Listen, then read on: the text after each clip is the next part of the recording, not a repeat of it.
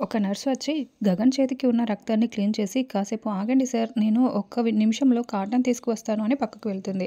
అప్పుడే చందు కూడా అక్కడి నుంచి వెళ్తాడు. ఇక భూమి గగన్ చేయి పట్టుకొని చూస్తూ విలవిలలాడిపోతూ ఉంటే, గగన్ తన చేతిని వెనక్కి లాక్కుంటాడు. "అపూర్వ అడిగిందని మీరు నోరు విప్పలేదు. ఏం జరిగిందో చెప్పలేదు. అట్లీస్ట్ ఏదో ఒకటి చెప్పి మీరు కూడా నా" అని భూమి ఆగిపోతుంది. నాన్న అనబోయి, "అదే శరశ్చంద్ర అంకుల్ మీద మీరు కూడా తిరగబడినట్లు యాక్ట్ చేస్తూ వెళ్ళిపోయి ఉండొచ్చు కదా" అని భూమి ప్రశ్నిస్తూ ఉంటుంది. మనసులో ఉన్నది తప్ప అబద్ధం చెప్పటం నాకు రాదు. ఉన్నది ఉన్నట్టు చెప్పటం మాత్రమే. అబద్ధాన్ని అడ్డం పెట్టుకొని దాక్కోవడం నాకు అస్సలు రాదు అని గగన్ చెప్తూ ఉంటాడు. నేను మాత్రం నా మనసులో ఉన్న ప్రేమకి అబద్ధం అనే తెరని కప్పేశాను అని మనసులో అనుకుంటూ, దాక్కోవడం రాదు అని చెప్తూనే అవమానపడుతూ అక్కడే నిలబడిపోతారా అని భూమి అడుగుతూ ఉంటుంది. అవమానాలు నాకు కొత్తేమీ కాదు. మరీ ముఖ్యంగా ఆ ఫ్యామిలీ చేసే అవమానాలు నాకు అలవాటుగా మారిపోయాయి అని గగన్ చెప్తూ ఉంటే, భూమి గగన్ చేతిని పట్టుకోవాలని ప్రయత్నిస్తూ ఉంటుంది. గగన్ మళ్ళీ తన చేతిని వెనక్కి తీసేసుకొని, "నేను నిన్ను ఇమ్మని అడిగింది ప్రేమ. అది నీ దగ్గర లేదని చెప్పావు. నీ జాలి, నీ సానుభూతి నాకు అవసరం లేదు" అని గగన్ చెప్పగానే, "అది కాదు" అని భూమి చాలా చాలా ఏడుస్తూ గగన్ చెయ్యి పట్టుకోబోతూ ఉంటే, గగన్ తన చేతిని అడ్డు చూపిస్తూ, "భూమి, నీకు ఆ శరశ్చంద్రకి మధ్య ఏ సంబంధం లేనప్పుడే నేను నిన్ను ప్రేమిస్తే ఓర్చుకోలేకపోయాడు. దత్తత అనే పేరుతో ఇప్పుడు నిన్ను ఆయన సొంత కూతురు అనుకుంటున్నాడు. నక్షత్ర నన్ను ప్రేమిస్తే సొంత కూతుర్ని కూడా చంపుకుంటానన్న ఆయన నా మీద జాలి చూపిస్తున్నావని తెలిస్తే నిన్నేం చేస్తాడో. నువ్వు ఎక్కడున్నా బాగుంటే చాలు" అని గగన్ చెప్పి అక్కడి నుంచి వెళ్ళిపోతాడు. "నువ్వు బాగుండాలి" అన్న మాట విన్న భూమి చాలా ఏడుస్తూ, గుండెలు పగిలేలా ఏడుస్తూ ఉంటుంది. తర్వాత అపూర్వ, శరశ్చంద్ర, చెర్రి, గోరింటాకు పిన్ని, నక్షత్ర దగ్గర నిలబడి ఏడుస్తూ ఉంటారు. అపూర్వ, శరశ్చంద్ర బెడ్పై కూర్చొని అపూర్వ గుండెలు పగిలేలా ఏడుస్తూ ఉంటుంది. "బావా, మన నక్షత్ర అబ్బా" అని ఏడుస్తూ, "నక్షత్ర, నువ్వు స్పృహలోకి రాకపోతే ఎప్పటికీ స్పృహలోకి రావని డాక్టర్ గారు చెప్తున్నారు. నువ్వు ఇలాగే ఉండిపోకూడదు నక్షత్ర. ఈ అమ్మతో మాట్లాడాలి. లే నక్షత్ర, ఈ అమ్మతో మాట్లాడటానికి లే నక్షత్ర.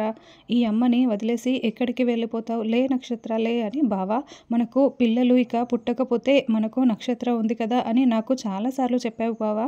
అలాంటి నక్షత్ర లేకపోతే నేను ప్రాణాలతో ఉండను బావా" అని అపూర్వ అంటూ, "నువ్వు ఏడ్చి ఏడ్చి ప్రాణాలు పోగొట్టుకునేలా ఉన్నావే, ఏడవకు" అని గోరింటాకు పిన్ని నచ్చజెప్తూ ఉంటుంది. "లేదు, నక్షత్ర లేకపోతే నేను ప్రాణాలతో ఉండను కాక ఉండను" అని అపూర్వ ఏడుస్తూ ఉంటుంది. "నక్షత్ర, లే తల్లి, నువ్వు లేకపోతే నేను చచ్చిపోతాను తల్లి" అంటూ అపూర్వ నక్షత్ర చెయ్యి పట్టుకొని ఏడుస్తూ ఉంటే, నక్షత్ర అపూర్వ చేతిని గట్టిగా పట్టుకొని ఉంటుంది. అయితే నక్షత్ర ఇంకా స్పృహలోకి రాకుండా కళ్ళు మూసుకొని గట్టిగా పట్టుకొని ఉంటుంది. "బావా, చూసావా బావా, చిన్నప్పుడు మనం చేయి పట్టుకొని నడిపిస్తామే, అలా నక్షత్ర ఎలా నా చేతిని గట్టిగా పట్టుకుందో, అదిగో కనుగుడ్లు కూడా అటూ ఇటూ కదుపుతోంది బావా. కానీ కళ్ళైతే తెరవటం లేదు బావా" అని అపూర్వ చెప్తూ ఉంటుంది. "నేను వెళ్ళి డాక్టర్ని తీసుకొస్తానని" శరశ్చంద్ర వెళ్తాడు. "నక్షత్ర, నక్షత్ర" అని అపూర్వ పిలుస్తూ ఉంటుంది. అప్పుడే నక్షత్ర స్పృహలోకి రాకుండానే "గగన్ బావ, గగన్ బావ" అని కలవరిస్తూ ఉంటుంది. "పిన్ని, ఏదో మాట్లాడుతోంది పిన్ని" అని అపూర్వ ఆక్సిజన్ మాస్కుని తీసేసి చెవి దగ్గరికి వచ్చి, "నక్షత్ర, ఏంటో ఇప్పుడు చెప్పమ్మా" అని అపూర్వ అడుగుతూ ఉంటుంది. "గగన్ బావ, గగన్ బావ" అని నక్షత్ర కలవరిస్తూ ఉంటుంది. "చూసావా, గగన్ బావ అని ఎలా కలవరిస్తోందో? అల్లుడు గారు డాక్టర్ కోసం వెళ్ళాడు కాబట్టి సరిపోయింది. లేకుంటే మీ ఇద్దరిని ప్యాకేజీ కింద పైకి పంపించేవాడు" అని గోరింటాకు పిన్ని అనడంతో, "నోరు మూసుకో పిన్ని" అని అపూర్వ అరుస్తూ ఉంటుంది. "గగన్ బావ, గగన్ బావ" అని నక్షత్ర ఇంకా కలవరిస్తూనే ఉంటుంది. "నక్షత్ర, నక్షత్ర, కళ్ళు తెరవమ్మా" అని అపూర్వ పిలుస్తూ ఉంటుంది.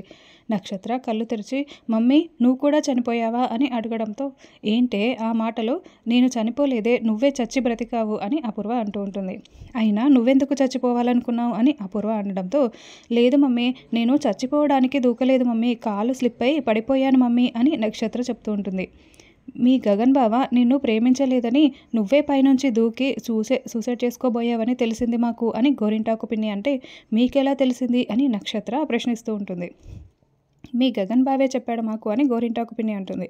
"ఏంటి, గగన్ బావ వచ్చాడా? అవునా?" అంటూ నక్షత్ర చాలా సంతోషపడుతూ ఉంటే, "చూడు నక్షత్ర, ఆ గగన్కి నీకు సరిపోదు. అసలు వాడిని మర్చిపోయావా? సరే సరే, మీ ఇద్దరికి పెళ్లి చేయటం అంటూ కుదరనే కుదరదు.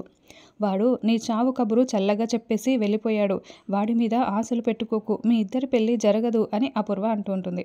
"గగన్ బావతో నా పెళ్లి జరగనప్పుడు నేను బ్రతికుండి ఏం లాభం? నేను నిజంగానే చచ్చిపోతాను" అని సెలైన్ని పీకి పడేస్తుంది. గోరింటాకు పిన్ని అపూర్వ బలవంతంగా ఆపేస్తారు. పదే పదే గగన్ బావని పెళ్లి చేసుకుంటాను, నేను చస్తాను గగన్ బావ కోసం అని మాట్లాడకే. మీ నాన్న డాక్టర్ని తీసుకొస్తే మీ నాన్నే నిన్ను చంపేస్తాడే అని అపూర్వ అంటుంటుంది. అసలు గగన్ బావతో నా పెళ్లి జరగకపోతే నేనే చచ్చిపోతానంటే ఇక డాడ్ నన్నేంటి చంపేది అని నక్షత్ర అంటుంది. నేను గగన్ బావని ప్రేమిస్తున్నాను ప్రేమిస్తున్నాను ప్రేమిస్తున్నాను అని నక్షత్ర అరుస్తూ ఉంటుంది.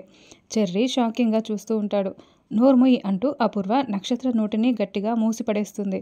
ఊసిని దుంపతెగ, నువ్వు ప్రాణాలతో పడే బదులు చచ్చుంటే బాగుండేదే అని గోరింటాకు పిన్ని అంటుంది. ఇది ఇలాగే ఆ గగన్ గాడి జపం చేసిందంటే మీరిద్దరూ పోతారు, మీతో పాటు నేను పోతాను కాబట్టి నేను ఇప్పుడే పోతాను అని గోరింటాకు పిన్ని వెళ్తూ ఉంటే, దీనికి నేను నచ్చ చెప్పుకుంటాను, నువ్వు ఎక్కడికి వెళ్ళొద్దు పిన్ని దండం పెడతానంటూ అపూర్వ అడ్డుపడుతుంది. అమ్మా నక్షత్ర, ఆ గగన్ గాడి కంటే మంచివాడిని, అందగాడిని, డబ్బున్నవాడిని తెచ్చి పెళ్లి చేస్తాను, ఆ గగన్ గాడిని మర్చిపో ప్లీజ్ అని అపూర్వ బ్రతిమలాడుతూ ఉంటుంది. లేదు మమ్మీ, నాకు గగన్ బావే కావాలి అని నక్షత్ర విసుక్కుంటూ అరుస్తూ ఉంటుంది. తర్వాత భూమి వస్తూ ఉంటే డాక్టర్ని తీసుకొస్తున్న శరశ్చంద్ర ఎక్కడి నుంచి వస్తున్నావమ్మా అని అడగడంతో వాష్రూమ్ నుంచి వస్తున్నానని భూమి చెప్తుంది. సరే నక్షత్రకి మెలకువ వచ్చింది, రా అమ్మ వెళ్దామని శరశ్చంద్ర అంటాడు. ఆ గగన్ గాడి పేరు ఎత్తకుండా ఉండాలంటే నేనేం చేయాలో చెప్పు నక్షత్ర అని అపూర్వ అనడంతో, అయితే గగన్ బావకి నాకు పెళ్లి చేస్తానని నాకు మాట ఇవ్వు మమ్మీ, నేను అప్పుడే గగన్ బావ గురించి నోరు విప్పను నాన్న ముందు అని నక్షత్ర ప్రమాణం చేయమని ఒట్టు వేయమని చేయి చాస్తుంది.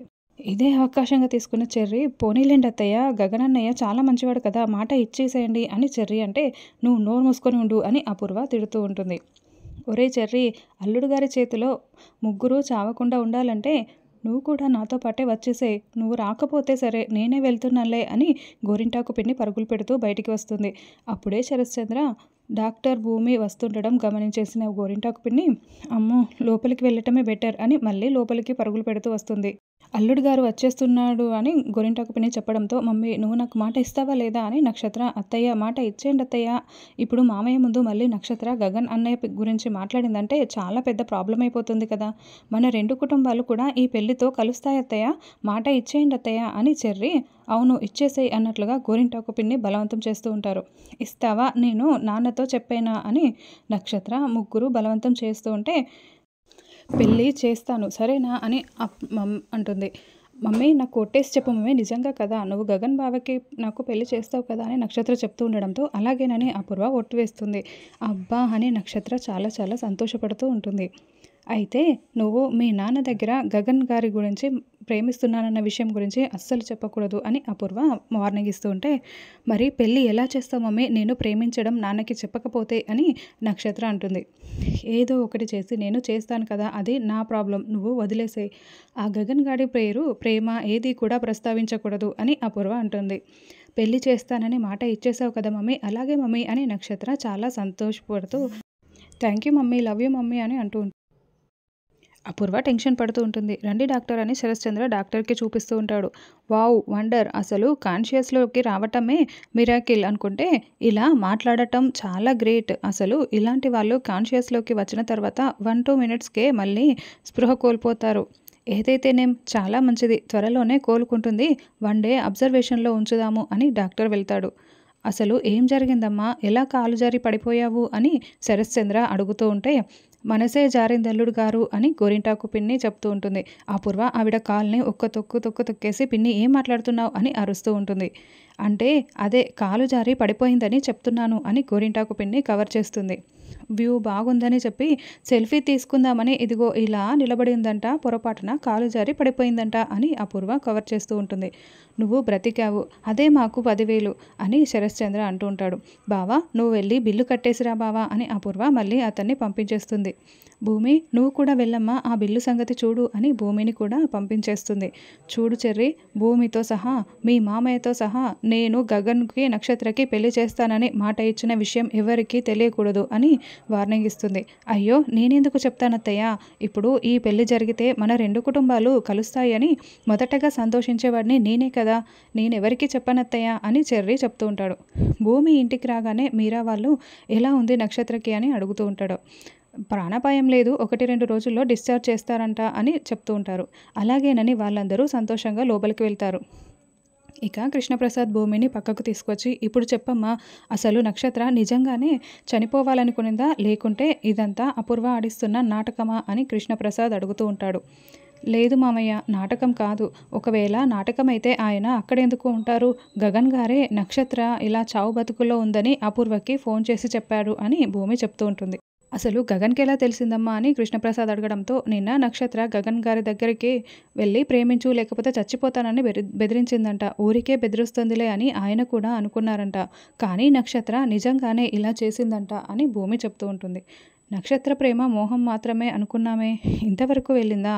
చావు వరకు తీసుకువెళ్ళిందా?" అని కేపీ ప్రశ్నిస్తూ ఉంటాడు. "అపూర్వ కోసం ఆయన దెబ్బలు కూడా తిన్నాడు. నాన్న ఆయన్ని బాగా కొట్టారు మామయ్య. తల్లి ప్రేమ అని చెప్పి ఆయన చెప్పకుండా సైలెంట్ అయిపోయారు. లేకుంటే ముందే నక్షత్ర చావు బ్రతుకుల్లో ఉంటే మళ్ళీ చెప్పటం ఎందుకులే అని సైలెంట్ అయిపోయారు. తెలియదు కానీ ఆయనైతే చాలా దెబ్బలు తిన్నారు మామయ్య" అని భూమి బాధపడుతూ ఉంటే, చావు బ్రతుకుల మధ్య ఉన్న నక్షత్రని ఇంకా శరశ్చంద్ర ప్రాణాలతో ఉండనివ్వడని, వాడు ప్రాణాల కోసం ఆలోచించి ఆ పని చేసి ఉంటాడమ్మా. ఎవరి ప్రాణాల కోసమైనా వాడు ఇలాగే చేస్తాడు అని కేపీ అంటూ ఉంటాడు. "అవును మామయ్య, అలాంటి గగన్ గారు నాకు దూరం అయిపోతున్నారు" అని భూమి ఏడుస్తూ ఉంటుంది.